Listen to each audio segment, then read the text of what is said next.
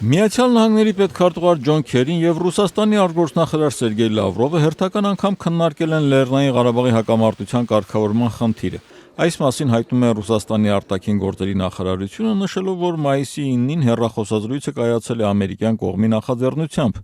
Լավրովն ու Քերին քննարկել են նաեւ ԵԱՀԿ-ի Մինսկի խմբի համանախագահների հնարավոր քայլերը ներկայիս փուլում։ Նշեմ, որ վերջին շրջանում նրանք Ղարաբաղի կարգավորման խնդիրը քննարկում են փաստորեն յուրաքանչյուր հեռախոսազրույցի ընթացքում։ Համենայն դեպս այդ է վկայում պաշտոնական հաղորդագրությունները։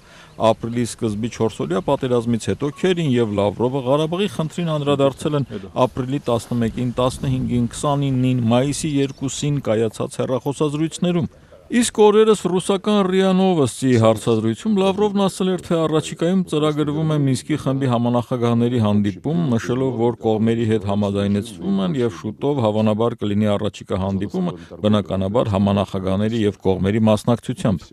Ավելի վաղ Ադրբեջանի արտգործնախարար Էլմար Մամեդյարովը ասել էր, թե հնարավոր է մայիսի կեսերին եվրոպական որևէ քաղաքում միջազգային որևէ համաժողովի շրջանակներում հնարավոր է հանդիպում լինի համանախագահների հետ, եւ նա ասել էր, թե տվել է իր համաձայնությունը եւ հանդիպումը հավանաբար կկայանա Բրյուսելում։ Ապրիլյան 4-օրյա պատերազմից հետո բանակցությունները կամ շփումները վերականգնելու համար կարող էր հարմար առիթ լինել մայիսի 23-ին Բրյուսելում նախատեսված Արևելյան գործընկերության արտաքին գործերի նախարարների հանդիպումը։ Սակայն այսօր Մինսկի խմբում ամերիկացի համանախագահ Ջեյմս Օրլիքը ասել է, թե Բրյուսելում Ադրբեջանի արտգործնախարարի հետ հանդիպում դեռ չի ծրագրվում։ Այսօր Օրլիքը մեկնաբանելով Ղարաբաղի անկախությունը Հայաստանի կողմից ճանաչելու հնարավորությունը, Թրենդին ասել է, որ Լեռնային Ղարաբաղի վերջնական կարգավիճակը պետք է որոշվի հակամարտության համապարփակ կարգավորման համատեքստում, որը նաև ներառելու է օկուպացված տարածքների վերադարձ Ադրբեջանի վերահսկողությանը։